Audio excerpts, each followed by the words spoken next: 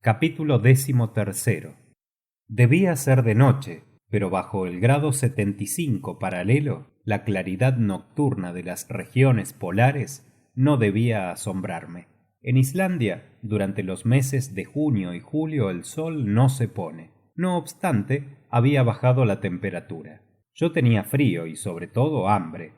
Bendito sea el boer que se abrió hospitalariamente para recibirnos. Era el albergue de un rústico, pero, bajo el punto de vista hospitalario, valía más que el palacio de un rey.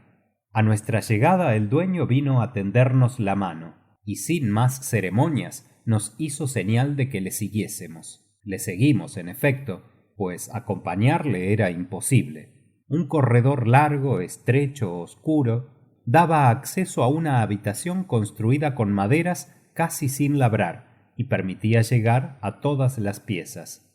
Estas eran 4: la cocina, el taller de tejedor, el bastofs, dormitorio de la familia, y el cuarto para los forasteros, que era el mejor de todos. Mi tío, en cuya estatura no se había pensado al levantar la casa, tropezó 3 o 4 veces con la cabeza contra las vigas del techo.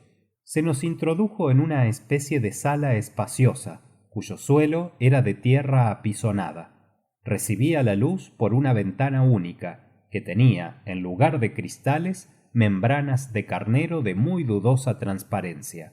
Servían de cama 2 marcos de madera pintados de encarnado y adornados con sentencias islandesas, los cuales marcos contenían cierta cantidad de heno seco. No esperaba yo tanta comodidad, y me hubiera parecido hasta excesiva si no hubiese reinado en la casa un fuerte olor a pescado seco, carne macerada y leche agria, que estaba muy lejos de ser el bello ideal con que soñaba mi olfato. Dejamos a un lado todos nuestros chismes de viaje y oímos la voz del dueño de la casa, que nos invitaba a pasar a la cocina, única pieza en que se encendía lumbre, aunque fuese en la época de los mayores fríos. Mi tío se rindió al momento a la amistosa invitación, y yo no pude hacer más que seguirle. La chimenea de la cocina era de un modelo antiguo. En medio de la pieza sobresalía una piedra. No había más hornillo ni más hogar. En el techo se veía un agujero por donde salía el humo. Esta cocina servía también de comedor. Apenas entramos, el huésped, como si no nos hubiese aún visto, nos saludó con la palabra Solbertu, que significa sed felices, y nos besó en la mejilla. Su mujer pronunció las mismas palabras acompañadas de la misma ceremonia, y luego los 2 esposos, poniéndose la mano sobre el corazón, se inclinaron profundamente. Debo decir que la islandesa era madre de 19 hijos, que todos, grandes y pequeños, hormigueaban y bullían en medio de los torbellinos de humo que llenaban la cocina. A cada instante veía salir de la niebla una nueva cabeza rubia y algo melancólica. Me hallaba en medio de un coro de ángeles no bastante limpios. Mi tío y yo acogimos con cariño la parva de guripatos, y no fue menester más que para que 3 o 4 de ellos se nos subiesen a los hombros, otros tantos a las rodillas, quedándonos con los demás entre las piernas. Los que hablaban repetían Solbertú en todos los tonos imaginables. Los que no hablaban se desgañitaban gritando. El anuncio de la comida interrumpió el concierto. Entró entonces el cazador que venía de echar el pienso a los caballos, es decir, que les había económicamente dado suelta en medio de los campos para que los pobres animales paciesen el escaso musgo de las rocas y algunos fucos poco nutritivos. Así lo hicieron sin duda, y al día siguiente no dejaron ellos mismos de presentarse espontáneamente para volver a su tarea de la víspera. Solbertú, dijo Hans. Después, tranquilamente, automáticamente, sin que hubiese un ósculo más acentuado que otro, besó al huésped, a la huéspeda y a los 19 chiquillos. Terminada la ceremonia nos sentamos a la mesa en número de 24 y por consiguiente los unos encima de los otros, en el verdadero sentido de la frase. Los más favorecidos no tenían sobre las rodillas más que 2 muñecos.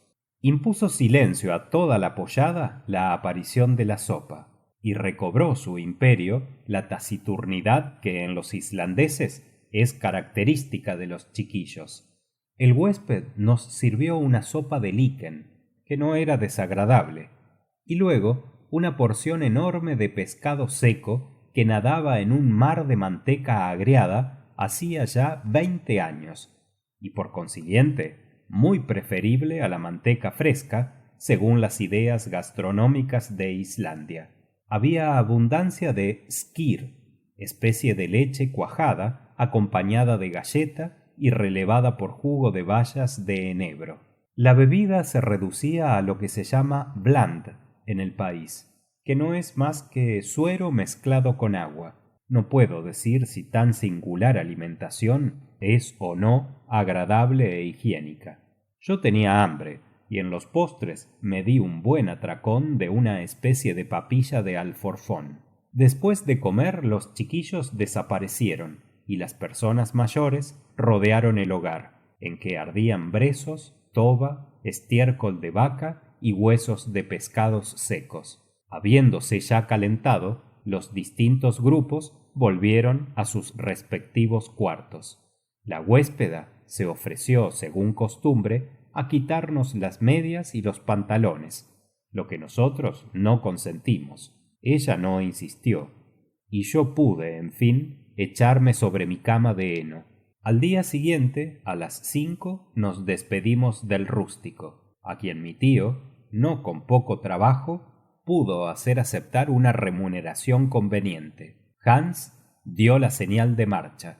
A 100 pasos de Gardar, el terreno empezó a tomar otro aspecto, volviéndose pantanoso y menos fácil de andar. A la derecha, la serie de montañas se prolongaba indefinidamente, como un inmenso sistema de fortificaciones naturales, cuya contraescarpa seguíamos. Con frecuencia teníamos que atravesar arroyos que era necesario vadear sin mojar demasiado los equipajes. El desierto se hacía más y más profundo. Algunas veces, sin embargo, veíamos a lo lejos una sombra humana que huía.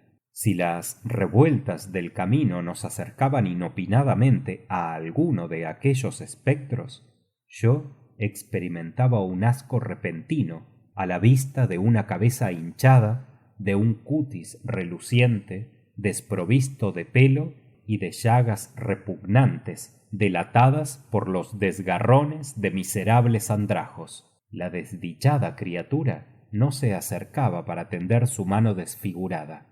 Al contrario, huía, pero no tan deprisa que no tuviese Hans tiempo de saludarla con el Solvertu acostumbrado.